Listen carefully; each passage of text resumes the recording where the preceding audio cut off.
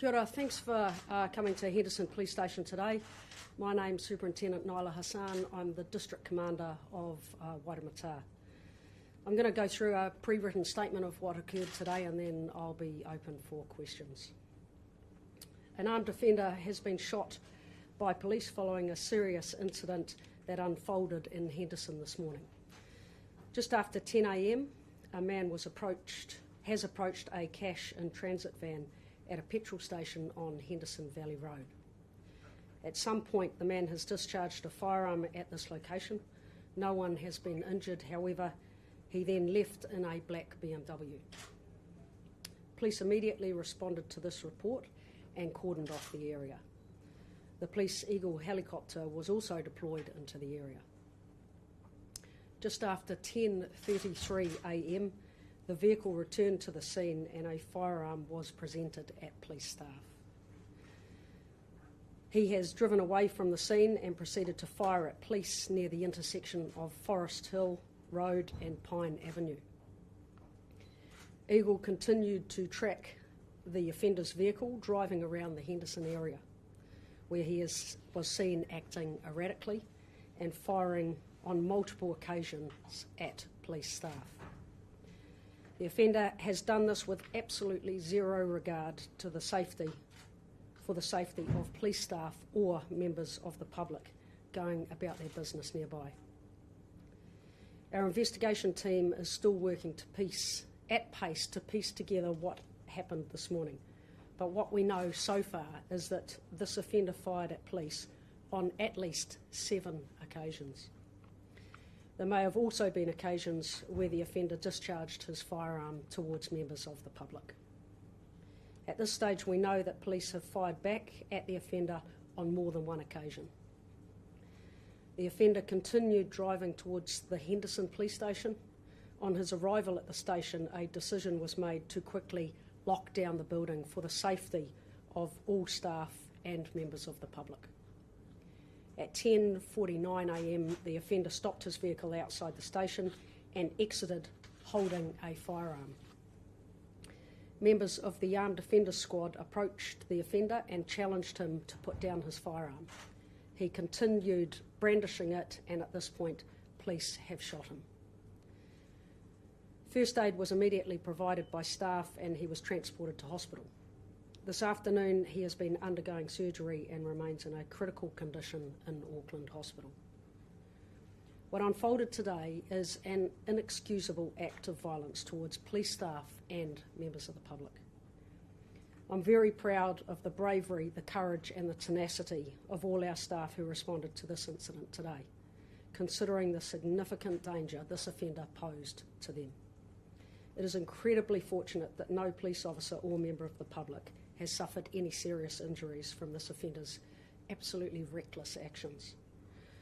One staff member has suffered minor injuries after they were forced to take evasive action when the offender fired at them inside the vehicle. Our staff in Waitemata have been in this terrible position before, and I know today's events will be difficult for our people and also our colleagues across all other districts. We're ensuring that our staff here have the welfare and support in place to ensure they are taken care of after what's occurred today. We'd like to acknowledge the impact of today's events, We'd like to acknowledge the impact that today's events have had on Henderson and the wider community, and our thoughts are with all. There are now several investigations underway, including a critical incident review and a policy practice and procedure investigation. As standard practice, the Independent Police Conduct Authority has also been notified, along with WorkSafe. The investigation team is now undertaking a number of inquiries and will be speaking to several witnesses and members of the public. This includes scene examinations across a number of locations around West Auckland. Thank you. Kia ora, Katie here from the Herald. We've spoken to a witness who said it appeared the man's arm, or at least one of the arms, were outstretched when he was shot. Do you have anything to say to that?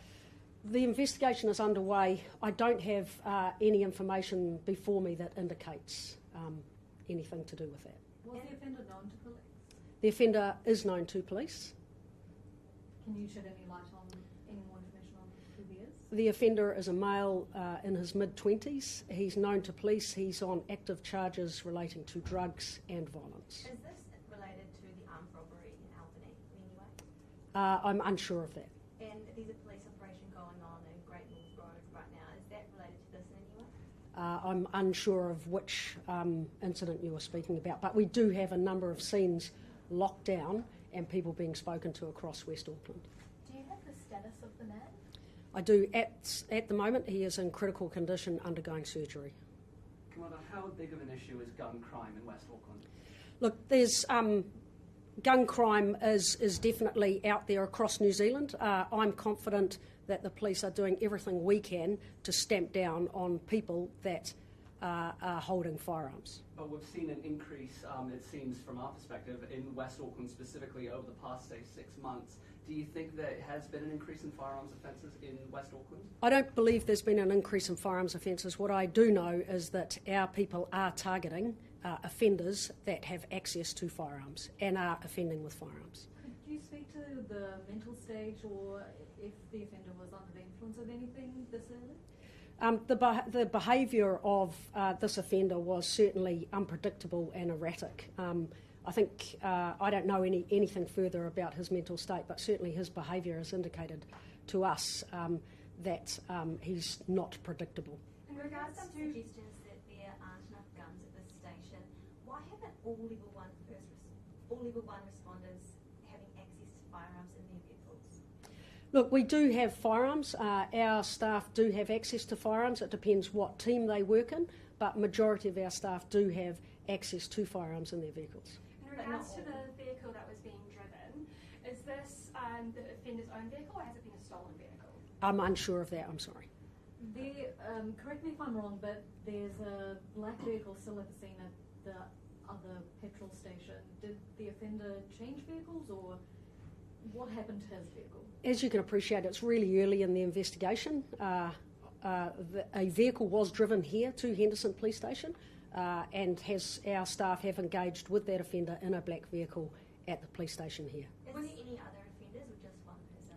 I understand there is only one offender involved. And then there is a car, Mufti police car on Seymour Road that appears to have a bullet damage. Did that happen on Seymour Road? Again, there's multiple scenes, as you can appreciate, across West Auckland. I'm just trying to gather that information as the investigation progresses. I'm unsure of which one you're asking about, but what I can say is this offender has shot at police at least 7 times in the space in a short sort of 15 or 20 minute period as he was driving around West Auckland. So. Do you know what kind of gun he was using? I'm sorry, again, it's really early in the investigation. I'm unsure of what type of firearm. Generally speaking, was it like a semi-automatic type thing, or is it a small gun? I'm sorry, I'm not in a position to inform you of that. This sounds insensitive, and I don't mean it to be, but tell me why something like this is so hard for your staff at this particular station. I think you know why. Matt Hunt was killed here in 2020. In West Auckland, so of course it's really tough. But I'm not saying it's particularly tough on just West Auckland. It's tough on police officers right across the country. But what I will say is our people are incredibly professional, incredibly well trained, and incredibly resilient, and they are trained to respond to incidents like this. On there, can you just walk us through what happens when somebody turns up on the front doorstep with a firearm? AOS staff already here? Do they have to come from somewhere else? What happens at that? I'm going to talk more generally around safety of our people. We have introduced the Frontline Safety Improvement Program across the country over the last few years, and that helps our people be far better trained in responding to incidents like this. On this occasion, it was the AOS that engaged with the offender outside the police station. About 10 minutes between the first or the second incident and him driving to this police station. That's a long time and quite a distance for him to be brandishing a weapon and firing shots. I guess what goes through officers' heads when that's happening?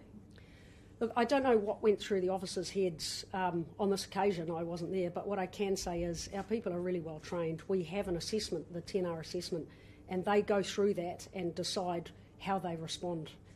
And their response is according to that 10R assessment, that threat assessment. Anything else about that evasive manoeuvre that the officer had to make? Was he or she driving, and was there damage to themselves?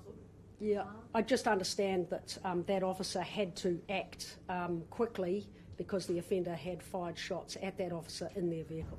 Do we know how many scenes there were yet? I understand there's at least 4 or 5 scenes, but as you can appreciate, it's only happened a few hours ago, and we are still in the process of pulling everything together as quickly as we can. And how's the mental health of the officers that have been involved with this?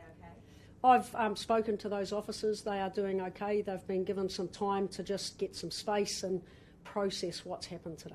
Have any charges been laid on the suspect so far? The offender is in critical condition in hospital, so we are piecing together exactly what happened this morning before anything is considered in terms of any charges. Do you know the route that he took to get from the petrol station down the road to here? Was it the street? I don't personally know exactly which street. What I do know is on numerous occasions he fired shots at our police staff.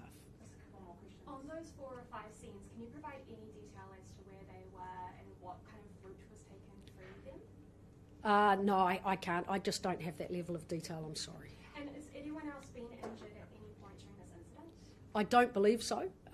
That's as far as I know. How many police staff were involved in this operation? I don't know how many. Approximately like 20, 30? Oh, look, I honestly, I'd be guessing. When there's firearms incidents, all of our people are really responsive. So, there'd be a lot of police staff involved.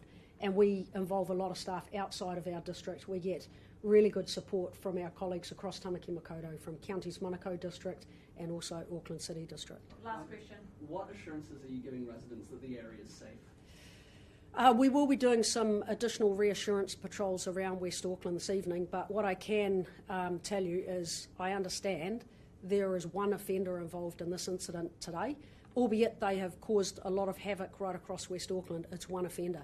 That offender right now is in critical condition in Auckland Hospital. Are they connected to organised crime at all? I am not sure, sorry.